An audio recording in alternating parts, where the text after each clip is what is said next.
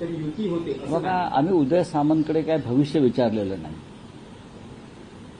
माझी किती भाकितं खरी झाली आणि त्या भाकितामुळे ते कसे मंत्री झाले 3-1 वर्षापूर्वी हे त्यांना पक्का माहिती आहे. त्याच्यामुळे हा प्रश्न भाकिताचा नसून राजकीय आकलनाचा आहे.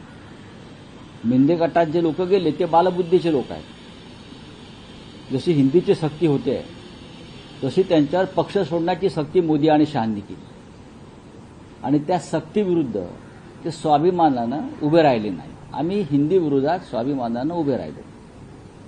बरोबर आहे. हे सक्तीपुढे शरणागती पत्करणारे उदय सामंतांसारखे हे सगळे त्यांचे सहकारी आहेत. प्रश्न असा आहे की महाराष्ट्राच्या हितासाठी आम्ही एकत्र येतो आहे. याच्याबद्दल ह्या लोकांना पोट दुखण्याचं कारण नाही. तुम्ही तुमचं राजकारण करताय. तुम्ही महाराष्ट्र द्वेषापोटी एकत्र आलेला आहात. मराठी द्वेष्टापणातून एकत्र आलेला आहात. आम्ही मराठी आणि महाराष्ट्राच्या प्रेमातून एकत्र येतोय. त्याच्यामुळे रावणांना रामराज्याचा तिटकारा येणारच, जे आहेच.